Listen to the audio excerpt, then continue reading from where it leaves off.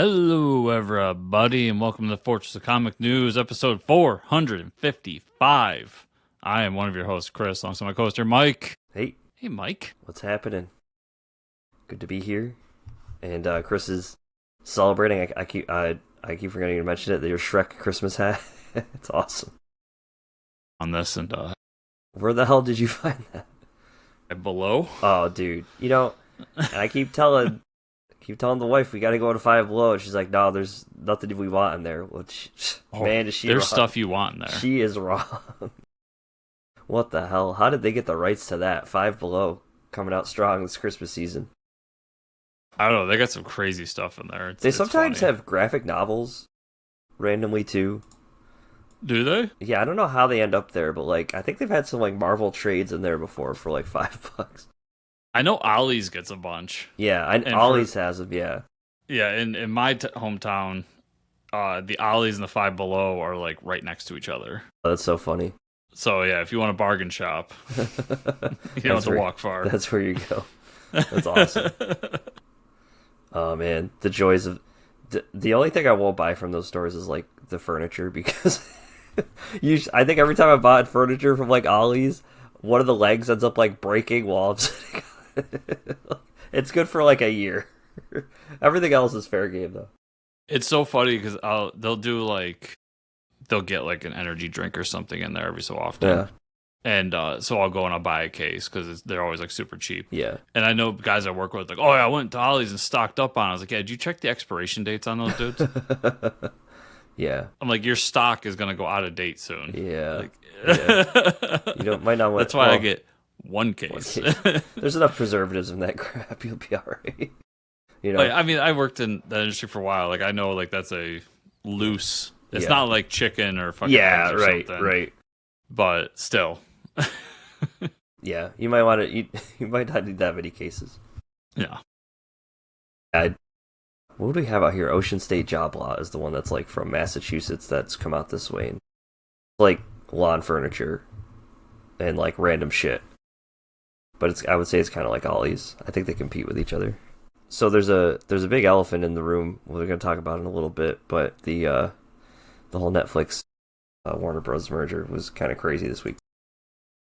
Yeah, it's pretty insane. And I've been like going down the rabbit hole of like everybody's like, what's happening to the DC universe and stuff. Yeah, so we're gonna talk about that in a little bit. I caught up in quite a bit of comics, and I have been reading. I think I texted you about it, right? Dungeon Crawler Carl. Have you read that?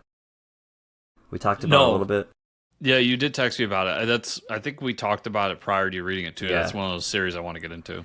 Because we talked about the Kickstarter. They're doing graphic novels, and I always thought it was a comic book. Because there's this, where I go get my haircut, this guy reads comics, and he's like, "Oh, you got to check out Dungeon Crawler Carl." And I'm looking around for him, like, there's no comic named that. But I didn't know it was like a series. The guy started writing them in like 2020, and there's already like 8 novels, which is crazy. Yeah. And he's got OGNs coming out for it. Yeah, they're on I think there's one on Kickstarter right now. It's crazy, and I don't usually read novels. I usually do audiobooks for novels.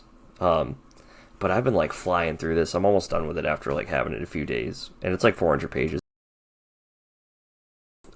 And if you've ever liked like Hitchhiker's Guide to the Galaxy, one of my favorites, it is that tone and like dark humor mixed with RPG elements and pop culture references. It is like you're gonna have so much fun with it because like, and I've heard the audiobook is kind of funny too, but like it is sci-fi. Like it's like it's like the Hunger Games, but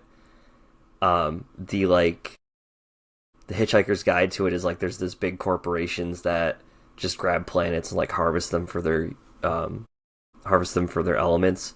And then they give like one person on the Earth free reign to like, if you guys win this competition, you get to fight for your planet, kind of thing. Like you get to own the planet, and we'll leave. And this company specifically chooses like an RPG campaign to like determine it, and it's so fucked up. Like it's like an AI, and the aliens have been on the Earth like the whole time, like studying us, so they get like pop culture references, and it's amazing because it goes through like a leveling up. So if you ever played an RPG, the references are just so great, dude. It's so much fun. Close to being caught up to my podcast listening, because I got behind because I was doing so much training this year that I wasn't like on the road as much as I normally am. So I'm close to being caught up, and once that happens, I can get back in my audiobook grind, and that's on the list. It is so much fun. I called the bookstore and was like, "Can you guys order the next two?" Because I'm gonna be sad that I'm almost done with this book. I've like, my wife reads a ton of books, maybe like one a week. She's a way faster reader than I am. But I was like, "Do you ever get to the end of the book and you're like sad that it's gonna be over soon?" She's like, "Yeah, all the time." That's like. Like, you don't worry about that with comics because you're like, oh, there's another issue coming out next month. Like, you want to get to the end as quickly as possible to get to the cliffhanger. So it's a little different, you know. Yeah, when the end of the Daredevil story comes, I know that's just setting up the next. Yeah, one. I'm ready. Like if it's not 1 month, we'll see it in 1 year. You know, Wolverine won't stay dead. We know that. So, and I also, as you know, we talked about audiobooks. I don't know if did you know that Andy Serkis did all the Lord of the Rings like recently in the last few years? It's really funny you say that. So last night we're going through, like, me and the missus are going through our Christmas watching and everything. And she was over at the house, and we had never, like, she's a huge Lord of the Rings fan, so we had never watched it together. So I put on Fellowship. Extended edition? Listen, Mike, I don't got that kind of time. Come on, dude. All right, fair enough. It is a big time commitment. Listen, I like Lord of the Rings. I'm not as uber fan. You don't want 1 hour of extras. Listen, the movie's 3.5 hours. It is long. A lot of walking. 5 hours. It's already a lot of walking. Yeah. And so I was looking it up. The audiobooks. We were talking about it. I was like, how much I like The Hobbit. Yeah. Like, I thought that was a better. Personally, for my taste, I like that more than Lord of the Rings. Yeah. And all that, and I started looking up the audiobooks, and I was like, holy shit, Andy Serkis did all the audio books for these. Yeah. So it's really funny that last night I figured that out. Dude, I think my library had it or something. That's how I found it. And you know, if anybody doesn't know what Andy Serkis is, he's Gollum, Smeagol, and I mean he was a villain in the Marvel movies, but I didn't realize how much of a good voice actor he is. So he does a voice for everybody in the book. I'm on the Fellowship. I'm like halfway through the Fellowship right now. And there's a lot of singing, and people always complain about the songs in the book. But, like, he sings them, like, beautifully with each, like, accent he does. He just nails it. So I'm like, it makes it so much fun. And the two things I'll say that are different than the movies that one thing I really like, Frodo isn't such a little shit that can't defend himself. Like, he's way more badass in the book. And number two, I'm 50% of the way through the first book, and they just got to Rivendell. So it's like, in the movie, they brush through a lot of walking. Yeah. A lot of walking. It's really good. I mean, like, you could tell, like, Tolkien writes with heart and, like, the way he observes the surroundings and stuff. It's a great and fantastical book. Is this your first time reading them? I've never read them. Never read okay. The Lord of the Rings. So yeah, this is my first time, and I'm like, okay. Yeah, they're really good books. Yeah. The Hobbit for me is just like, it's one book. Yeah. It's more of a children's book. And when I say that, I mean it in the way that, like, Star Wars is a children's movie. Right. Yeah. You know, back in the day when they didn't talk down to kids. Yeah, right. And it just has a more condensed, like, precise story. Mm-hmm. Where Lord of the Rings is as great as it is, it meanders. Like, it goes on really long. It's a really long, yeah. It's great. Like, it's not shitting on it. It's one of the best books of all time, but they're different ways of storytelling, and I love The Hobbit. Yeah. If you've never read that, when you're done with Lord of the Rings. I read The Hobbit early. I think I was too young to read The Hobbit, because I'm going to reread it after this, and I think I'll appreciate it a lot more. Yeah. In my age now. No, it's funny because I was looking at those and I was thinking about getting those audiobooks too to add it to my, like, because next year the big thing is going to be all the full cast Harry Potter novels will be out. Yeah. So I'm going to finally go through and read the entire of Harry Potter because I've only read up to Goblet of Fire. I'll probably do that too. That sounds like awesome, especially because they just delayed a little bit of news there, folks. They delayed the HBO show till January 2027 now, so little way to bring that full circle. That's going to be the new Stranger Things. Oh, yeah. By the time we get to the end, these kids are gonna be like 40 years old. But this is the way to do it, dude. I think a TV show is gonna be so cool, and yeah, I'm excited for that. I think series like that are always better. Yeah. Like if you care about it enough to do it right, just like anything. But because you can get into more of the like little details of it. You don't have to skip over like parts that could be someone's favorite part. You right. know? Yeah. I guess before we jump into the news, I did go see Wicked 2. That's something I did. Wicked for Good. Yeah, Wicked for Good. Was not a Matt Damon, Ben Affleck movie that took place in Boston Harbor. I was very confused.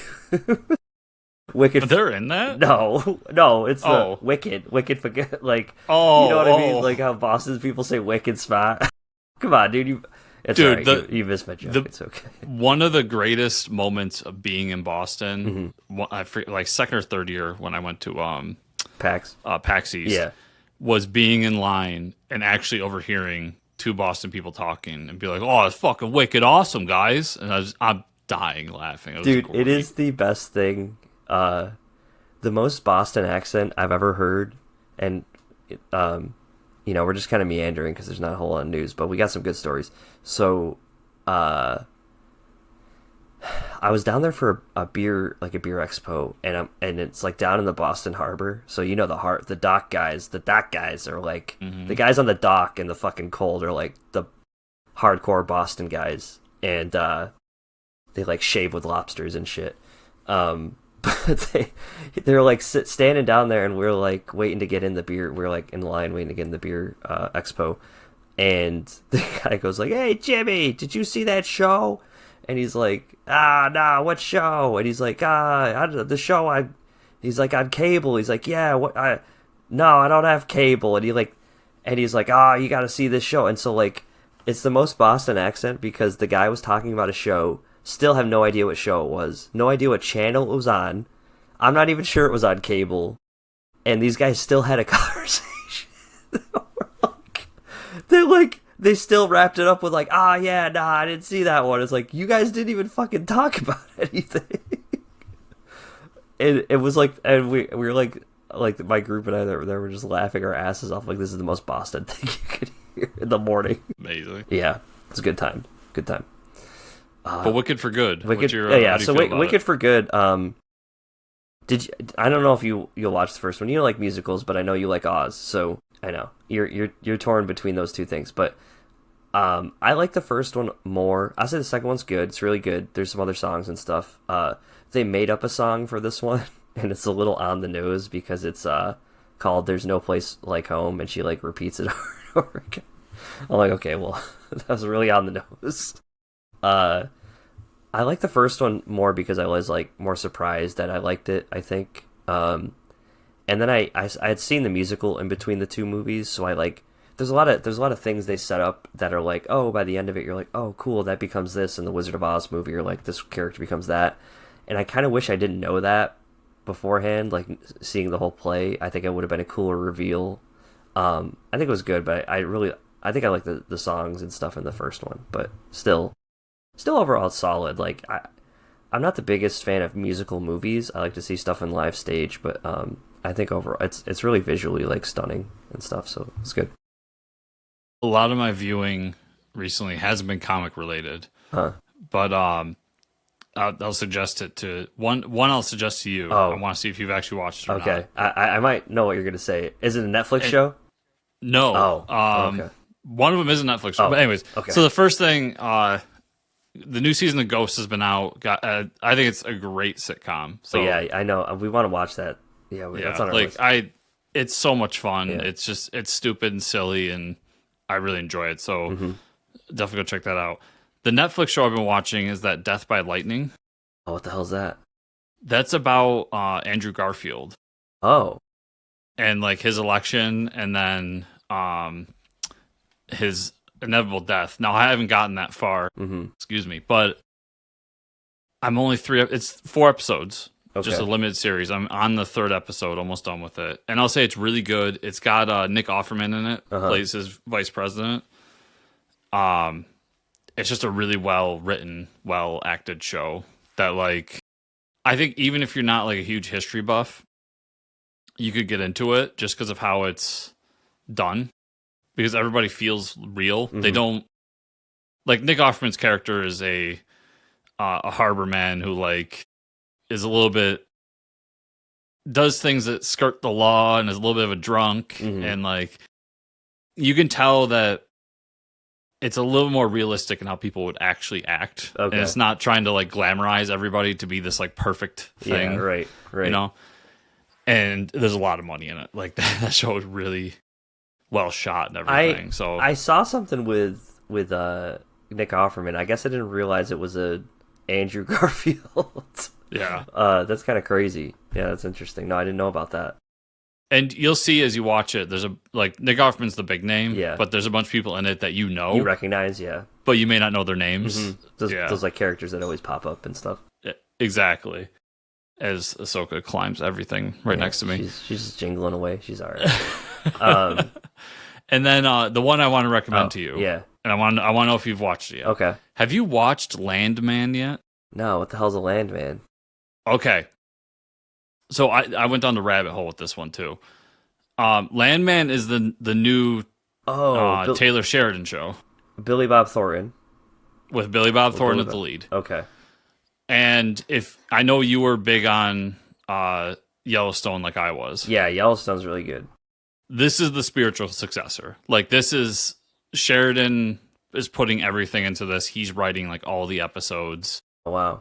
Okay. It feels and plays like Yellowstone, but it's a very different setting with obviously a guy like Billy Bob Thornton doing the lead.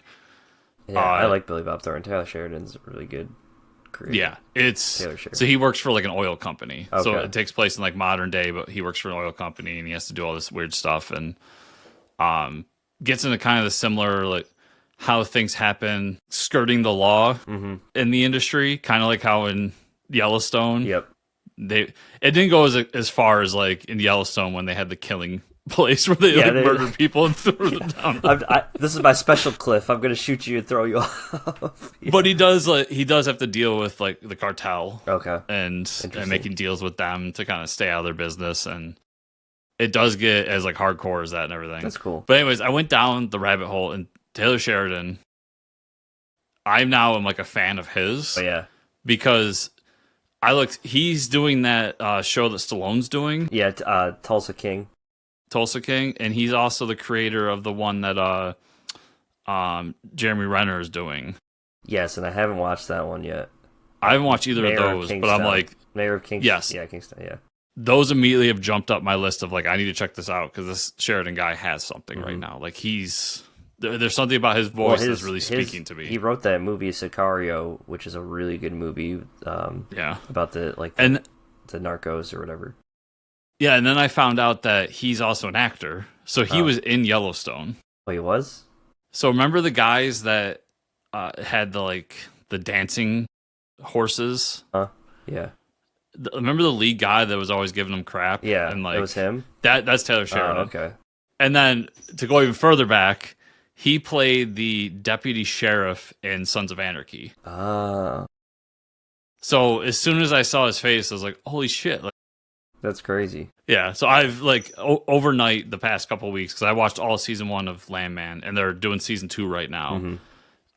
Overnight just became an uber fan of his, because I'm like, he's done so much stuff that I didn't realize was him, and now there's all this other stuff I got to check out by him, because he obviously has a voice that is speaking to me right now. So yeah, for sure. But I would highly recommend checking that out, because I know how much you liked Yellowstone.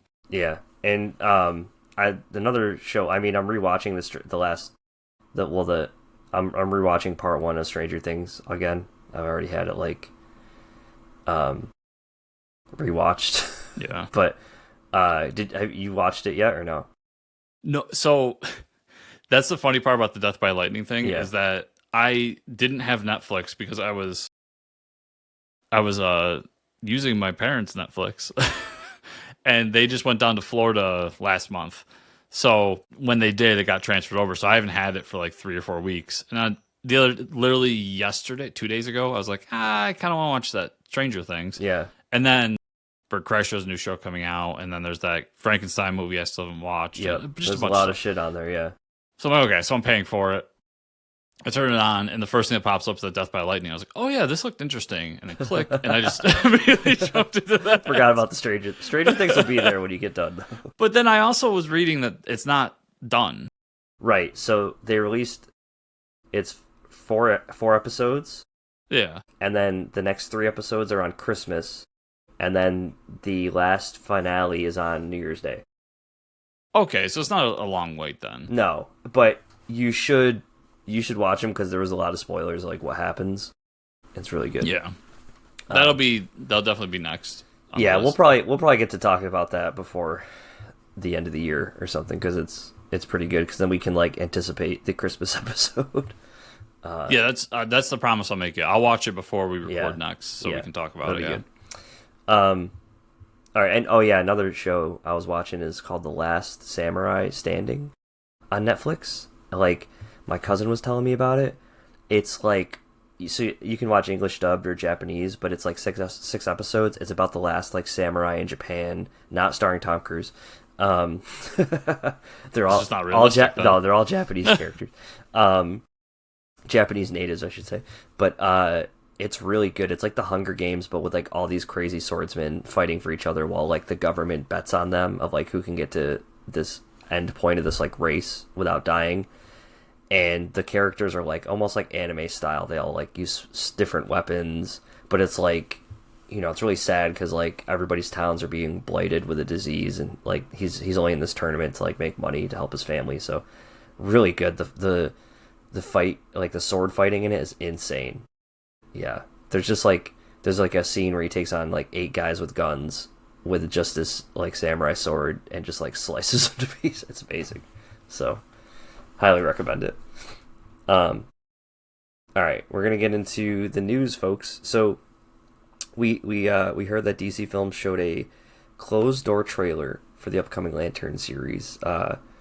So the details we got is Hal Jordan is going to be like a mentor for Jon Stewart, and the other details I saw was like Jon Stewart wasn't the original assigned mentor of, or I'm sorry, Hal Jordan wasn't the original assigned mentor of Jon Stewart, and like he's got to like fill the role. So yes, so we're gonna get a sad, drunk, depressed Hal Jordan. So we kind of knew that, and then wasn't it also reported at one point that they were going to investigate a murder, and it was going to be Alan Scott? I think so. Yeah, something like that. So I'm wondering if Alan Scott was the original mentor. Oh, that'd be cool. Yeah. It'd be an interesting way to like tie it all together, but yeah. But the other Easter egg that we got was in the trailer. We see there's a mention of Chip, which is like the squirrel Green Lantern. The best Green Lantern. So I'm really interested to see how they take this like True Detective tone show and add a squirrel with a ring. I almost wonder if it's just going to be a mention and then move on. Yeah. Kind of thing. Yeah. Either way, I just want to see James Gunn pull this off. Because I feel like at some point James Gunn's going to be the guy to be like, they always do these green. So my favorite Green Lantern books are the Green Lantern Corps books. Yeah. And I actually have a collection of it's Alan Moore's Alan Moore's work from DC. It's like a collection of everything he did. So it's got Killing Joke in there. It's got Whatever Happened to Man Tomorrow, all that stuff. And in it, he did like 10 issues of Green Lantern Corps, which was an anthology series in which they just find a new Green Lantern every issue and just do something with it. Those are my favorite versions of those characters because it's an anthology book where like each issue we get a new character, and you can go from this super serious murder mystery to here's Chip. Yeah, right. Here's Chip. Yeah. So I feel like at some point I could see James Gunn doing something like that, like doing a Green Lantern Corps show or movie, like probably animated to be fair, but where we get to see Chip and we get to see Kilowog and we get to see like all these characters. Oh, dude, we gotta get. Oh man, I would love to see Kilowog in this show. Yeah, because I think this show is going to be pretty grounded. Yeah, I think so. In a weird way, because it's definitely gonna be in space. Grounded in as much, I don't think we're gonna see a bunch of Green Lanterns. I think we're gonna see 2 or 3, and they're all gonna be human. Yeah. It's gonna be. It's gonna we be know like we're gonna see 3, so probably 3, 4, 5. You know, it's gonna feel like the Expanse, where you're in space, but there's not. Everybody looks like a human mostly. So. Yeah, we're just gonna run into human characters. Yeah, maybe an Owen. I could see them doing like having to explain the Owens. Yeah, but I don't think we're gonna get this grand like here's Chip and here's Kilowog and here's the planet. Yeah. They don't want to explain the giant. Or maybe we'll get a giant Green Lantern, but that's about it. Listen, I'd be happy to be wrong about the that. Power battery. Yeah. I'm really excited for this show. But even the mention of Chip, like, yes, that means he exists. Yep. That means he could possibly happen. And I love how all the reports are like, you thought Rocket Raccoon was weird. Yeah, right. It's like, come on. And before we talk about the trailer here, I told you about the show Polaribus I'm watching on Apple TV. Mm-hmm. I just want to mention it really quick. We hear a lot about this show, by the way. It's really good. It's a Vince Gilligan show that's out. But the latest episode, I think I've talked about it. Everybody on Earth has been is in this mind control. And so the last episode was so funny because there's like something the character discovers of like how the aliens are taking in nutrients. They're like recycling dead bodies and stuff. But they have John Cena pop up in the TV to explain it to her. And because there's like this guy who's like utilizing them to just like party all day in Las Vegas, and he's like, yeah, and I asked them to use John Cena to explain what's going on, and so like John Cena pops up in the TV and acts like one of the aliens talking to her for like 2 minutes. it's amazing because he's just playing himself, and it's like, well, yeah, in this like scenario, you could literally bring in any famous person you want if the main character's like, oh, I just want to hang out with so and so for the day, and it was like. Yeah. It's so funny that John Cena just pops up randomly. That's amazing. Yeah. The new trailer for Boys Season 5. So, yeah, it's all coming to an end. Surprisingly, no Soldier Boy in the trailer. Yeah, he was there. Was he? Well, he didn't get much screen time, though, I feel like. No, he was in the hyperbaric chamber. Yeah. And I think there was even a scene where they cut to him quick, and the other guy from Supernatural. Sorry, everybody, I've never watched Supernatural. Oh, yeah, Dean and yeah, I'm the one person who's never watched that show. Yeah, Jerry. But the other guy from Supernatural shows up. Yeah, but it's like a quick maybe 1 second where you see him. So he's there. But we see Homelander beating the shit out of someone into a pulp. So I have to imagine it's gonna be. They're making you think it's Butcher. Yeah. Yeah. I found the tone of the trailer interesting because previous seasons, they almost went for a comedically violent tone. Mm-hmm.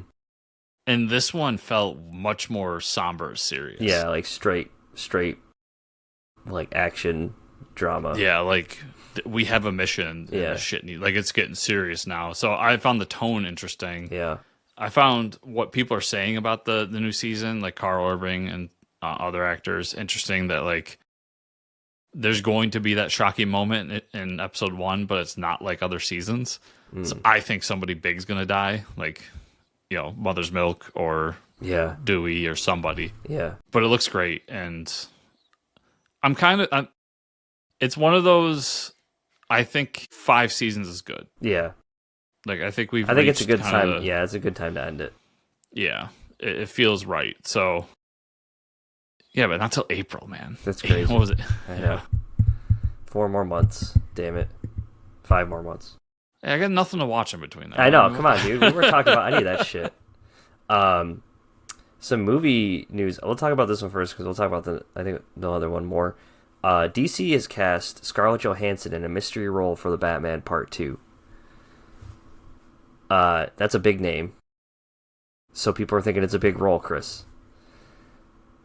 The 2 I've seen are Poison Ivy and from Mask of the Phantasm, cannot think of her name. The character from the animated series movie. You know who I'm talking about, right? Yeah, and I'm mad at myself for not remembering it. But I think if we're talking like Matt Reeves' tone and his sense of like world building and trying to stay away from like these otherworldly characters. Andrea Beaumont. Andrea Beaumont. I think that's more rooted in what Matt Reeves' world he's building. I think that would be cool. I mean, listen, Mask of the Phantasm is one of the great movies of all time. And it's an amazing female villain. Right. Amazing villain. Yeah. But I don't know. Unless they're setting up for part 3 to be Mask of the Phantasm. Mm-hmm. Oh, maybe. And maybe she's around to kind of set things up. But if I remember, it's been a minute since I've watched that movie. Mm-hmm. So, Me too. But if I remember correctly, her whole thing was she was trying to take out the mobs in Gotham. Yeah. But like not doing it in a great way. No, like murdering. So if that's true, we would need Penguin back because he's kind of in charge of everything. Right. Like, it would be the fight between Penguin and her. Yeah, and they set him up in charge at the end of the show, right? Yeah, but wasn't it said that he's not going to play a big role in this next movie? Oh, I don't know. I didn't see that at all. I could be wrong about that. I thought I read that somewhere. Listen, that'd be great. I kind of hope that's their big end game, is to get to Mask of the Phantasm. Like, next to a Batman Beyond movie, yeah, that's top tier for me. Pretty good. But I'm not sure. I don't know what they could be doing with her. I don't know, but Poison Ivy is like, I don't know. That would make me less excited. Yeah. Poison Ivy, the world that Reeves has built isn't as fantastical as a regular Batman thing. It's it's even more grounded than Nolan's. Yeah, right. Like, Nolan's had more mystery and magic than this one did. Yeah. Yeah. So Ivy just doesn't make sense. I still say Bane makes the most sense for the next movie because of what happened at the end of the first one, but we'll have to see. Like, there's been a lot of talks about Victor Freeze being the big bad in the next movie. I would be so down. That even feels a little over the top for me for that world. Yeah. But yeah. I'm running through Mask of the Phantasm now in my head. That'd be so fucking awesome. I know, it'd be great. And it fits the tone. Like Mask of the Phantasm mixed with Court of Owls. Yeah. Like mix those two together. Because that's together. kind of, I wanted Court of the Owls for part 2. Yeah. I think it makes the most sense when I think that Bane makes the most sense because you could set up Nightfall, or you basically did set up Nightfall. I think Court of the Owls would be more fun because now Gotham is crumbling and you could get the Court of the Owls out to we need to fix things. And it starts with this Batman fella. Yeah, right. And then you could have Scarlett be Andrea and set up the next movie where if got Mask of the Phantasm. They could have Andrea there just for us to see, if we're going to see more Bruce Wayne in this movie, right? Yeah. That'd be perfect, too. Yeah. There's ways to use her that would set up another movie. So yeah, either way, super excited. Either way, I need this fucking movie. It's not a bad thing Scarlett Johansson got cast. I just want to know what's going on. Yeah, it's going to be very intriguing when they announce who she's playing, if they announce who she's playing. Yeah, I hope so. All right, so the big elephant in the room. Netflix has won the bidding war to acquire Warner Brothers in all its entirety at the price of $82.7 billion. So not that much. It was. The deal most likely reviewed and maybe fought by the Department of Justice, but much like they did with the Microsoft Activision merger. Yeah, that's what I was wondering, but I haven't seen anything about that yet. I heard reports that it was talked about. Yeah. In some of the more political stuff I read, there was talks of that had been reviewed. If this went down, that they would look into it. So I'm sure the DOJ is looking into it. But we'll see. They couldn't get the Microsoft Activision one because they tried to get them on monopoly antitrust laws. Right. And it just... Listen, it's a huge merger, don't get me wrong, and I'm not a fan of huge mergers. Yeah. But it's nowhere... I don't think either of these, the Microsoft Activision or the Netflix Warner Brothers, fit the monopoly antitrust level. Yeah, personally. I have seen a lot of memes that, pretty soon... they're going to offer this package of streaming services to Gen Z and call it cable. That's where we're at. Yeah, we're already there. It's crazy. We're going full circle back into cable. But I kept, as I was thinking about it throughout the week, as this came out, I kept thinking about, because, this whole DOJ thing was happening, I kept thinking about Disney. Right. Disney bought Fox. Yeah. And Disney bought ESPN a long time ago. Yeah. And they now literally have a package. Pay this much and you get Disney Plus, Hulu, and ESPN Plus. And Disney and Fox was probably bigger than this. Yeah. Yeah. So I personally believe that Disney is still bigger after this merger. But yeah, they have two of. Now listen, DC could be one of the biggest properties in the world if treated right. Yeah. Don't get me wrong, but they have Star Wars and Marvel, two of the biggest properties in the fucking universe. Mm-hmm. That doesn't include everything Disney owns. That doesn't include all the franchises that they got from Fox. And then you get the Disney adults on top of that. Easy win. that would be my argument right there. It's like, if you're going to come after us, then we need to have a talk about Disney. Right. Yeah. If I was Netflix's lawyers, that's what I would go with. I think so. Like the few main things that ties it to like the comic podcast for me is, number one, in that article I sent you, had no idea DC was in the works of making like a Universal Studios style park where they were going to build a Gotham and Metropolis. And they had, in the article, they said no plans of stopping doing that. And I was like, holy shit. That was huge news. I would love something like that. That'd be amazing. Yeah. We'd be like kids in a candy store. Yeah. And if they want to be as big as Disney or something, yeah, that's the type of shit you got to do. So please do that. The other thing was, like, we know Peter Safran and James Gunn are on a contract for until 2027. So they, like that article I was reading, they have no plans on stopping. It's like full steam ahead with what we and you know, all the numbers that have been coming out. Superman has been the highest grossing DC film for them, property or anything, for a long time. So I don't foresee them. First off, it's going to be a while before this merger actually happens. Right. Like, yeah. Netflix doesn't officially own Warner Brothers yet. Right. But when this does happen, probably a year from now, if the DOJ gets involved, it could be 2-3 years from now. But when this does happen, I feel like we won't see a change in Warner Brothers. I think Netflix will try to keep HBO Max going, and will continue to put everything out in theaters. I'll be curious how everything merges and how everything comes together and what they do with certain, like, how do things move around. It's going to be very interesting to see how all this goes down. Yeah. I could see a world where Netflix merges HBO Max with Netflix and then just jacks the price to the fucking roof. Yep. And we'd all pay it. Yep. And then my big thing that I was looking up when this was announced, and I just bring it up because we talked about it last week, and I mentioned how important it was to me. It seems like the Saudi money was behind Paramount. Oh, okay. Interesting. And I will tie this into comic fans too here in a second. So if that's true, and nobody really knows, the money was kind of hidden, and it wasn't, even the Saudi press doesn't really say much about it. But that's what everybody was saying, that they went to Paramount. So it seems like that money was not involved in this. Hopefully that's true. They were also the ones that were pushing to bring back the Snyderverse. So right. If for nothing else, everybody, if, you know, chopping off LGBTQ people's heads is enough for you to be mad at them. Yeah. We won against the Snyder Bros. Yeah. That's what we can really take away from this.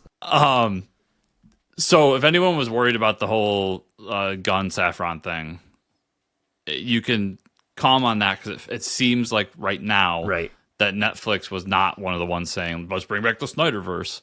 So and like you said, biggest property in the world. I read the top 20 graphic novels of November, I believe, or was, I think, like 15 of them were DC ones. I believe it.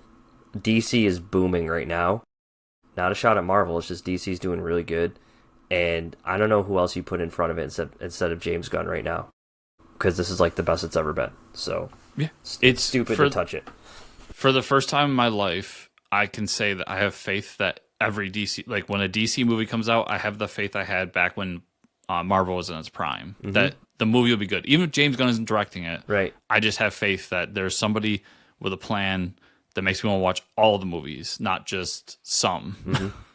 Agreed. So, yeah, hopefully that sticks around. But all right, we'll get to the comic book news. Marvel announced the next series to spin out of Imperial will be Imperial Guardians, from writer Dan Abnett and artist Marcelo Ferreira.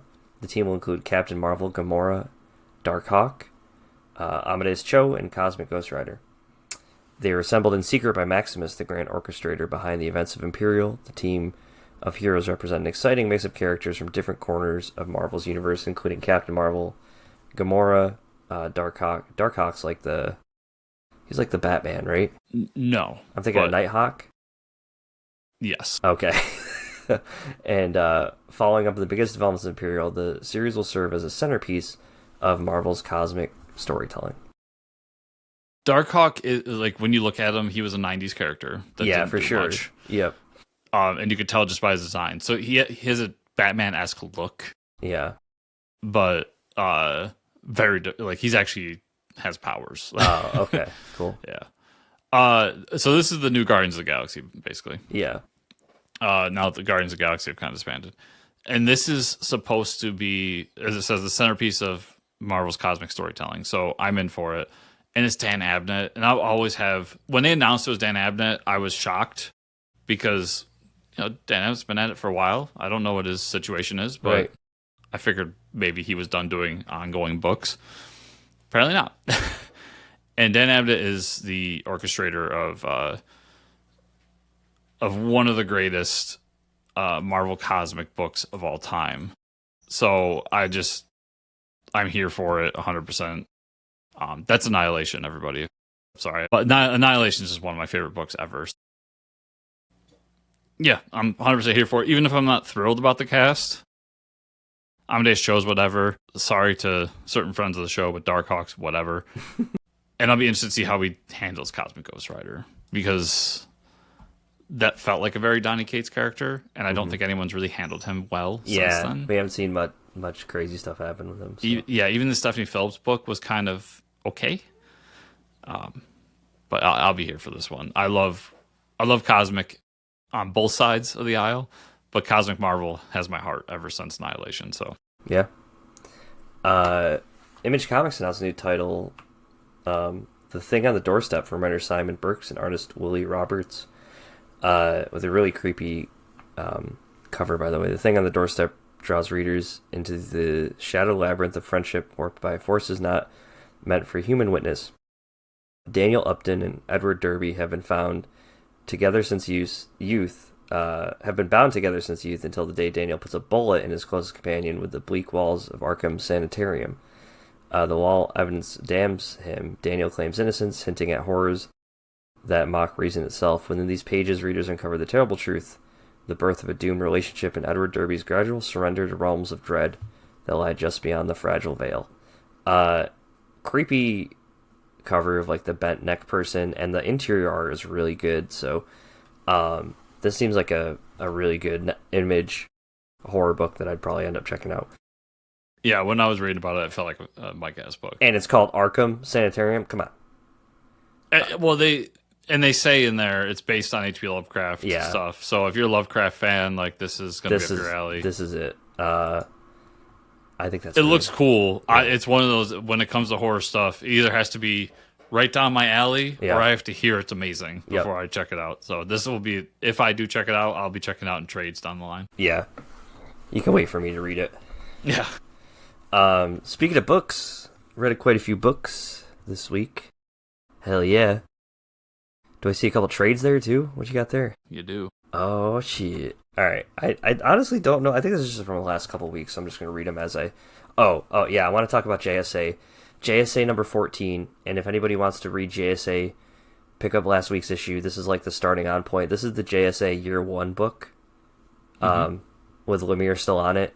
A huge recommendation to this book. It's a good starting on point. Takes place in the 1940s, and there's a plan for like neo-Nazis in the city of Gotham to like set up an explosion. So they're fighting Nazis in the 40s, or not neo-Nazis, the real Nazis. What am I thinking? And so they're trying to blow up the subway in Gotham. So we get to see like each of the heavy hitters in the JSA and how they meet up, and they kind of know about each other, but the Justice Society hasn't been formed yet. And then we see the occult characters like Dr. Fate and stuff in the background, watching the Nazis set things up, and how they just kind of talk about how it all needs to unfold as it should. Like, we can't interrupt it, and it seems like the Nazis are going to be the ones who are going to win. So it's a really interesting first issue. I highly recommend it. Somebody really wants to play right now. Poor kitty. So read JSA.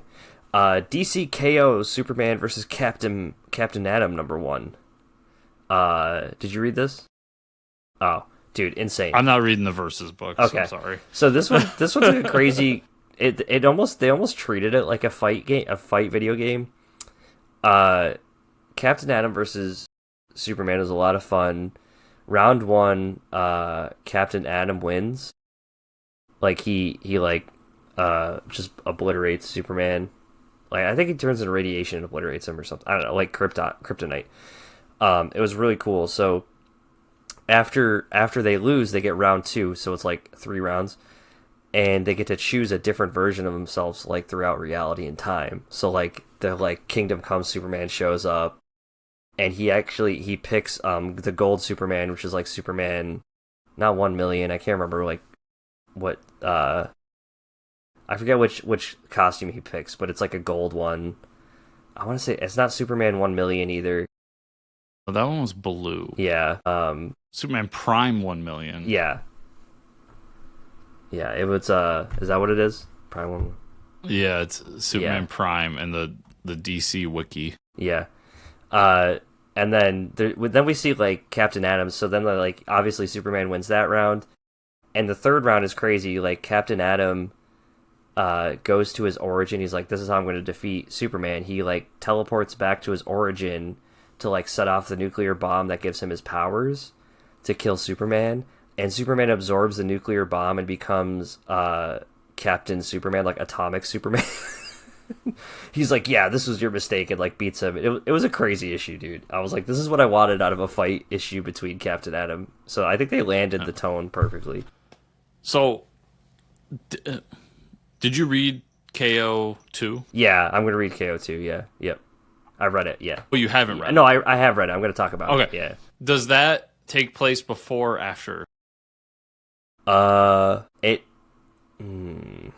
takes place after. Okay. Yeah. Yes. I mean, there would be so you read it. So he's missing a hand. Yeah, he's missing, yeah. Yeah, so I don't know. I can't remember in that issue if he if he has a hand or not. Maybe they just like gave it to him back. I don't know. Well, remember he gets it kind of back. Yeah. But it's let's talk about DCKO 2. Yeah, okay, so DCKO 2 it's kind of cool because they like hide magical items throughout like DC's history all over the planet that they arrive on, and they have to like go find them. Yeah, those covers are sick. Ready? Yep. Nope. It's very slippery. Hell yeah. Ooh. That's awesome. It was a great issue. Everybody's fighting over the items. Joker gets the Atom's belt and immediately starts like squashing people like Giganta, eats some other heroes. It was really fucked up. It was awesome. Giant Joker is terrifying. There's some cool moments where Lex gets the black ring and starts summoning all these dead gods to like fight. That was so epic. When he summons all the zombie elder gods, I was like, holy shit. Yeah, I'm like, this is crazy. This book, I didn't know what this book would be, but this is insane. I want more of this shit. I remember going into this book being like, I don't know, this sounds like a weird concept. Yeah. And then I just had to remind myself that Scott Snyder's writing it. So this is basically DC Metal Part 3. Well, this is what I wanted DC Metal to be, dude. Like, yeah, it is DC Metal. Like, they just don't give a shit. Superman finds the mysterious like Omega item, and it gives him the Omega beams from like Darkseid's eyes, which is like he ends up defeating most of the bad guys with, which is crazy. And then we find out that with the Time Trapper and like the World Forger are still all together with Booster Gold. We find out that Booster Gold is the evil agent of Darkseid behind everything, or is Darkseid himself. But yeah, that Superman loses his hand. It was a crazy issue. Yeah, so Luthor's whole thing of having like all the kryptonite. Yeah, that too. Having all the kryptonite was so funny. Which is how he basically depowers Superman, cuts his hand off with a Phantom Zone projected sword. The Phantom Zone projected sword was the most comic book science I needed in my life. Insane. It was, this entire issue was crazy, and I loved every second of it. Yeah. So that's why I was asking, because at the end of it, when Superman gets the power of Darkseid, and basically just runs through fucking Luthor with it, he kind of gets a glowing blue hand, which I took as the anti-life energy, like forming a new hand. Yeah. I think I can't remember now that I'm thinking about it right now, but I think I didn't notice that his hand was missing. So they might have just regenerated it back in Captain Atom versus Superman. Let me see. There's so many of these books coming out every week too. So it takes place after, because at the end of this issue there is DCKO continues in December with the hard-hitting all fight month. Yeah. And it gives you all the issues that take place in order. And so the next book in line is DCKO Night Fight 2. Yep, and then Superman versus Atom. I need to read Night Fight 2. I have not read that one. And then the Justice League Unlimited 13 came out, which is a tie-in, which I read before I read DCKO 2. That's how I found out Booster Gold was the evil agent, because they like spoiled that at the end of this book before it was in the main one. It was like, I was like, why does Booster Gold look evil? I'm like, oh, maybe he's the agent. I just haven't read DCKO 2 yet. This book's a lot of fun because it's the like the Batman Beyond team fighting in hell, which was awesome. Like talk about Death Metal 3, really cool. Looks like Guy Gardner and Power Girl end up getting killed, which was wild. And there's like a fun scene where Rainbow Raider is actually dangerous, and they're like, well, how the fuck is Rainbow Raider like actually hurting people? And they like tied his powers to like the Power Ring colors, which was cool.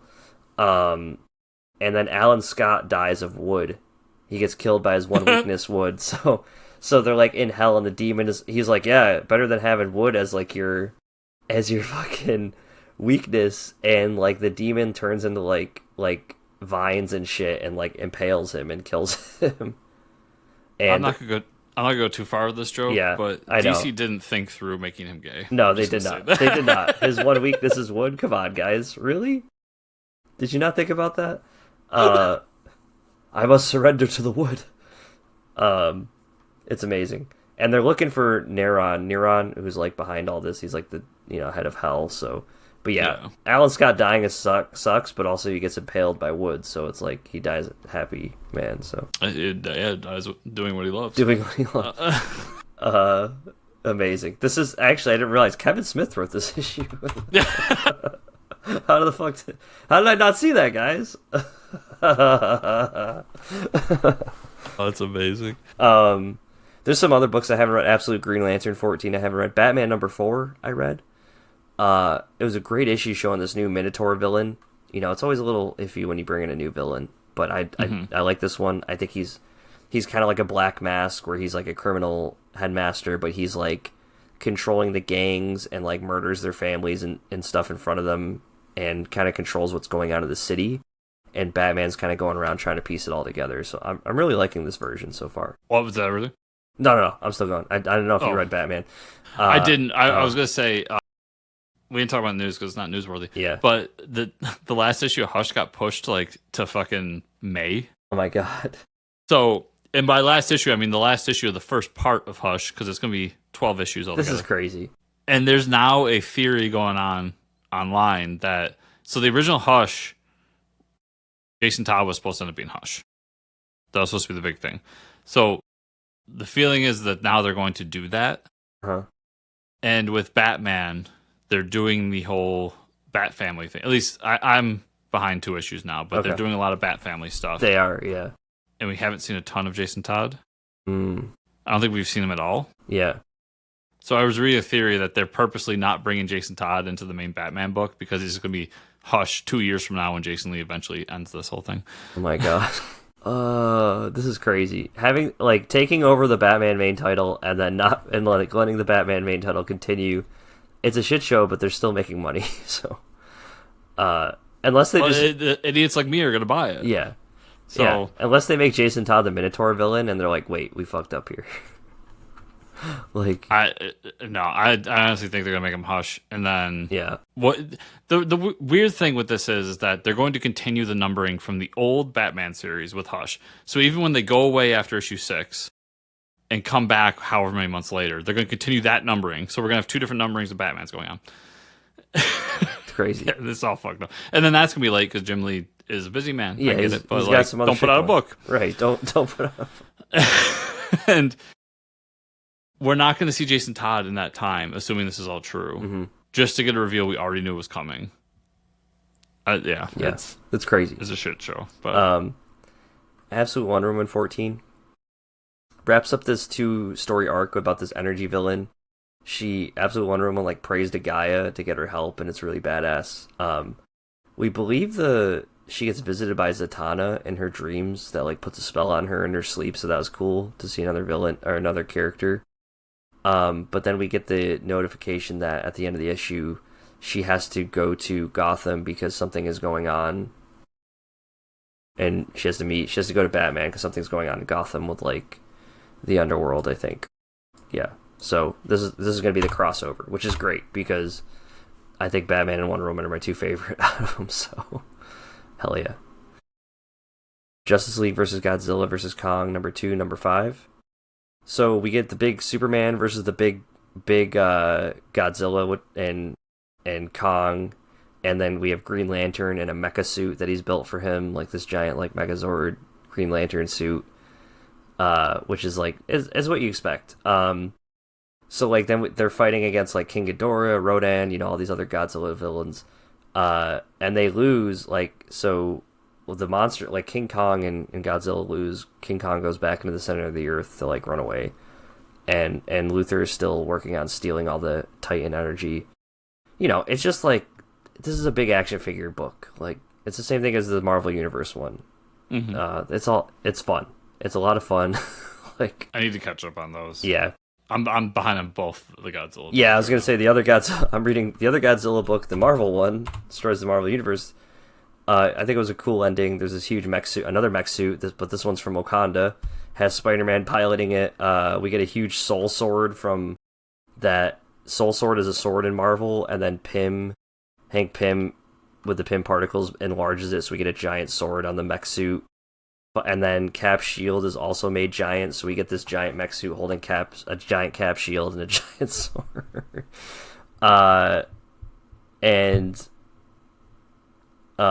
They send Godzilla out into space using Thor's hammer. Like they whip him around and throw him out into space. And they realize they made a huge mistake sending him out into space because then Null finds him in space and transforms. Next up, Infinity Roar. Yeah, it's great. It's crazy. Superman 32 is a KO tie-in, another one. This is before Lex gets out. We see the whole backstory of how Lex and the villains escaped the Phantom Zone when they're trying to lock up the villains. There's a fight with Superwoman in the fortress, and Superboy Prime brings Cyborg Superman along to help, and they're still trying to get the info they have about Darkseid to Time Trapper.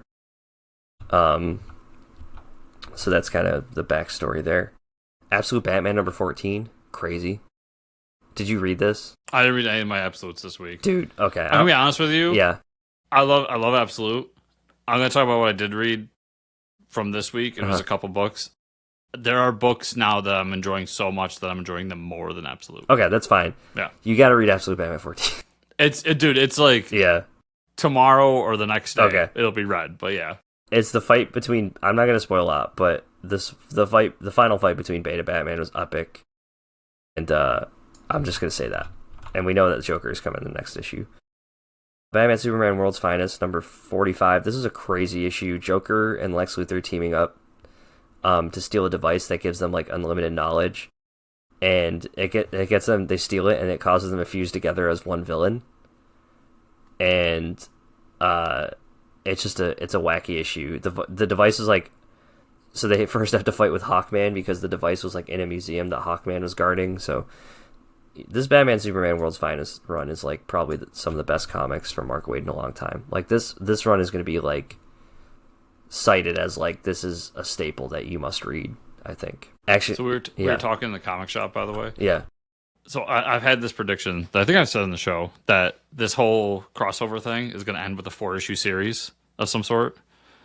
And I was like, who? So back in the day, it was Busiek and George Perez were like the names in comics that you had to get to do the Justice League versus Avengers. Yeah. So first, I think the way to go is a big amalgam event, but that aside, whatever it ends up being, whatever that 4-issue series ends up being, who's the version of those two today? Who's Busick and who's Perez? And this is what I came to. And while the artist I'm going to name doesn't have the credits that Perez has, I think he has like the spectacle. And that's Mark Waid and Alex Ross. I'm surprised you didn't say oh man, from who's doing Batman Superman right now? The art. Dan I think he's off it, but Dan Mora. Dan Mora would have been my pick. Dan Mora is more of a DC guy though. Yeah. He hasn't done so Alex you want Ross somebody could do both, yeah. Who's been at both. Yeah. That would be to have a Perez-like presence. He doesn't have quite the Perez-like presence, but if you could get Alex Ross to come back and do interiors, oh, that'd be amazing. With Mark Waid writing, everybody would buy it. Yeah, dude, everybody. The industry would explode. Yeah, yeah. I would pay so. Yeah, sorry, you brought Mark Waid, so I know. I'd pay so much money for that. Action Comics 1092. Speaking of Mark Waid, a lot of scenes of Superboy saving the day, not wanting to deal with being Clark himself. He meets with General Wayne, agrees to help the U.S. Army under certain conditions, and a mysterious device comes out and starts calling for Superboy's help. So this is just another fun book with. And then the last issue I had to read, I have a lot of stuff I still need to catch up on. Rook Exodus number 8, awesome issue, and of them finding the dad in like the spider den, and then the stag showing up. I love the stag character, the samurai dude. So. Loving this. I love that series. Well, then you'll love him even more in Rook Exodus number 9. Oh, hell yeah. Nice. Rook has become like one of my favorite books. Yeah, it's so good. New things, man. And so that was like the second book I read this week, off of my pile this week. All I'll say is the Warden of Spiders is going to fucking haunt your dreams, dude. No. It's so fucking good. Yeah. Damn. I hate spiders. They get more. It seems like the next issue they're going to get into Stag more. Mm-hmm. They show a little bit more of his action. There's a great sequence. We meet a new character. All the great stuff in this issue. Absolutely loved it. Ready for the longest title in comics history? Yes. What is it? I got Batman, Green Arrow, The Question, Arcadia, number 1. Hell yeah. I did see that came out too. It's Vic Sage, Question. Uh-huh. And then it's very Denny O'Neil era, like Question, Batman, Green Arrow, but set in the modern day. So the Batman is like the Batman you love with the giant yellow symbol in his chest. Nice. But basically a big corporation is saying something that they're doing to help climate change, and surprise, surprise, it may not be that. So the corporation Question is Queen Industries, which Ali has been kicked out of. So he's now investigating it from one side. Question's investigating it because he's a reporter, so he finds out about something, he's chasing a lead. And then Batman gets involved because Bruce Wayne's invited to the summit as a fellow billionaire to figure it out. This issue kind of just brings everybody together to that one moment at the end. But just cool to see all the characters. I'll say that already, one issue in, I can tell this is going to be a much better trade than issue-to-issue book. Okay. Yeah. Good to know. Save Now, number 2. This is probably like, if he sticks landing, it's going to be one of Matt Kidd's best books. Nice. If you remember last time, it's about the superhero team, and one of the members of the team can pick a moment in time and go back to it. And he realizes that the apocalypse is coming, so he keeps going back trying to stop it. And then that when he does come back, he ages properly to that time. So he's just getting older every time he does it. Well, now in one of the timelines he's into, he ends up having a kid with his wife, which he was trying to avoid because of the apocalypse coming. And this issue is them raising that kid, trying to prepare for the apocalypse, but it comes once again, even though he thought he thwarted it once again. And we get a big reveal at the end that somebody is not making it out of the apocalypse. We don't know who. All we know is it's not his wife, because we just see the look of shock on his wife's face. So it makes me think it's the daughter. But it's just a really well-written time travel book. Yeah, that sounds awesome. Yeah, I cannot recommend enough if you can find. It's a bad idea book, so no digital, Mike. Right. But if you can find the issues, or if down the line they do a trade, I'm already saying it's so fucking great. That's awesome. Captain America number 5. this wraps up the like our generation Captain America, the guy who gets inspired by 9/11 and all that. And basically he breaks because what they find out and what Steve finds out is that the super soldier serum can give a man extraordinary powers, but not only does the man have to be extraordinary, but the scenario he's in has to be extraordinary. So Steve was like the perfect trio of those. He had a quote unquote, I don't want to say good war, but he had a just war to fight in, and he was a good man. And the wars that this man's been put, because they show him going through like Iraq and Afghanistan and all those Middle Eastern conflicts we've dealt with our entire lives, Mike. And he snaps at the end of it, and that all leads to kind of this big fight with Doom, in which Cap wins, but at the same time, Cap isn't going to take over Latveria. And then the big thing at the end is we finally get the meeting where he becomes an Avenger and he goes to the Avengers Mansion and like all that. So it's the end of that first story arc. Nice. But really great, dude. I'm so happy they gave Chip that book because as I said in the show before, I was done with Cap. Like it was getting stale. And he found a way to bring me back. That's awesome. That's really good. Batman Static Beyond, #1. Oh, you read it, huh? I did. Is it Terry McGinnis? Yes. Oh, okay. And so it's an Elseworlds book. I'll start there. But I think whoever the creative team is on it must have come from the Milestone side of things, because it's a Static Shock book first. Okay. Which is my biggest issue with it. As being someone who doesn't like Static Shock. Right, yeah. But they do bring the other characters like Icon in, and I always liked Icon. Mm-hmm. And we do get Justice League Beyond in this. I always love Justice League Beyond. Okay. So they're in a cosmic threat, and they're all trying to figure it out. And this is Terry's quote-unquote first time in space. So he's getting like seasick and all that stuff in space. And my issue with the book is that Static is just like dunking on him left and right throughout the book. Right. I'm like, Static, you don't deserve to dunk on Batman Beyond. No, you like, can't. Fuck off. Yeah. Not even close, dude. Come on. Yeah. But there's a really cool like battle in which Static like has to use all of his power to like take out all these ships coming to Earth and everything. So there's some cool action sequences. It's just a more even split at least. Right. Like, but I'm gonna get it because it's gotta go in my Batman Beyond box. Yeah. But I don't know if I'm gonna be digging this one. That's why I was like, I don't know if it'll get me. Yeah, I would. If you're not a Static fan and you are a Beyond fan, at least in the first issue, it bends against our will. Damn. Hyde Street #9. I can't remember if you talked about this one or not last time. Is that the Surgeon one? Yeah. Yeah. Okay, then I really liked it. Mm-hmm. I mean, Hyde Street's cool for a horror book. I think it's really well done. Yeah. So, one I know you talked about, but I just wanted to bring it up because I wanted to let you know how much I fucking loved it, which was Night Fight #1. Oh, yeah. And I got #2 upstairs. Yeah, I got to read #2 still, too. Awesome. Yep. I literally bought it after you talked about it, Yeah. and I was through the roof with it. It was awesome. Soon to be a movie, Red Coat #15. Oh, yeah. The soon to be. I'm surprised it doesn't say it on the cover. And I love... This is Simon at a point in his life where he's decided to be a family man and like try to do a thing. So he has kids in this era, and it's in the 20s, I believe. 1909. And so it's a very family oriented story. They're trying to like lull you into a place, and then right at the end Einstein shows up.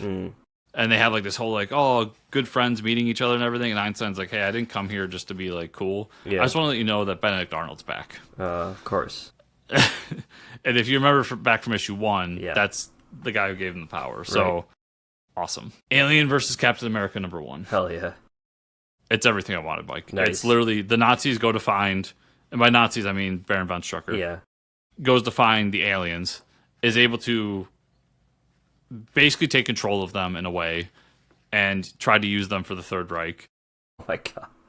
But there's a Nazi aliens? What the hell? That's all I wanted, dude. Yeah, what the hell? That's so terrifying. And so Strucker brings it back to Red Skull. He unleashes it on this town, And then the Howling Commandos find this town that's just been obliterated. Like, imagine the 1940s during World War II. You walk in this town, everyone's chest is exploding. Yeah, that's crazy. Like, that's what they walk into. And, so now the Nazis have the aliens, and now Captain America has to get involved. That's wild. Great first issue. Really, really enjoyed it. And a couple of Kickstarter books real quick. Mm-hmm. Friend of the show, he was on last week, John Westhoff, his book Final Heist. Nice. Which I found out that he printed 3 versions of this book. And it's 3 different covers. Mm-hmm. And I didn't realize that he didn't put it anywhere in his Kickstarter, but based on what cover you got, it changed the ending of the book. Oh, wow. It was this little experiment he was trying. That's cool. So I got the one with this cover. Yeah. And I really love the ending. It turns it's a crime heist book, mm-hmm. but then at the end you realize that this bank was trying to hold in Cthulhu and the Elder Gods. That's awesome. And so one of the guys, like, while they're in the vault trying to get it, just turns into one of the faceless creatures that, like, bends backwards and crawls up the wall and everything. Yeah, that's amazing. And they have to seal him back in and all this. Really great book. I can't tell you what the other 2 covers are like, right. But definitely worth checking out. That's cool. And then also a former guest of the show, David Hedgecock, and his imprint Fun Time Go, mm-hmm. which I just love, is Miss Nina and the Midnight Guardians, volumes 1 and 2. Nice. So I'll say this, Mike. It's got, and I forget when I talked to David, but I brought it up in the conversation. It's got some of that, 90s, everybody's over proportionate, mm-hmm. if you catch my drift, yeah, and the men included. Yeah, yeah. So I think the art's good. Some of the designs I would rather they didn't, but they made that choice. But it's about these vampire hunters in America during like the beginning of the country who work for the Van Helsing Corporation. Oh, okay. And for the first time, vampires are starting to make their way to America. And now they have to go and do a bunch of things. We ended up finding out that one of their friends was attacked by Dracula at one point and almost died, but they went to Dr. Frankenstein and he saved them. That's cool. So now they got this Frankenstein monster that's like an old lover of the main character. They run into a tribe in the jungle that's all cat people. And then in volume 2, we get to see Dracula and how he's like amassing his forces and everything. It's got all the kind of elements I enjoy. Yeah, so I think awesome. the story's really good if you can get past some of that design work, mm-hmm. which I would say it's not done in a titillating way like a not safe for work book. Yeah. It's more done in the 90s like, hey, only guys are buying our books, so let's show them some tits kind of way. Yeah. Why does Frankenstein have tits? Well, dude, weird Frankenstein's choice. Jacked. Yeah. And so is Dracula. I was gonna say, like, does Frankenstein have huge like, pectorals? Like, dude, that's Dracula in the first. Oh yeah, okay. Like, dude, he's funny. He like, looks like Chris Hemsworth. Yeah, man. what the hell? That's funny. So, yeah. I mean, take that for what it is, but I think everybody, if you check it out, it's a really good story. And then there's a backup story about the birth of the steam engine and in this timeline, and that takes place all the way back in Egypt times. And one of the guys gets so like into it that he basically turns himself into a steam engine steampunk cyborg. What the hell? That's crazy. Yeah. So it's insane. It's crazy. It throws so much at you, but it's the most fun comics that you can think of. Wow, that's awesome. Yeah, highly recommend them. Nice hardcovers that he does. And when you get the package, man, he throws everything in there for you. That's cool. That's great. Yeah, they do a good job over there. Mike, that was everything I read this week. So where can people find you on the internet?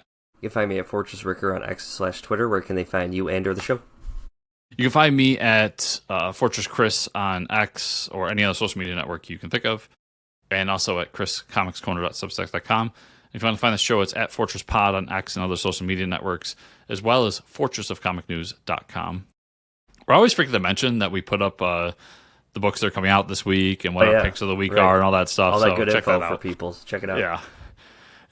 And if you want Sports Show 5-star reviews on Spotify, Apple Podcasts, or whatever podcast you use. Also, if you're watching on YouTube, do the thing where you subscribe, like, comment down below, all that. And if you want more, you can head over to patreon.com/fortresscomics for that. Thank you all so much for watching and or listening this week. We'll see you all here next week.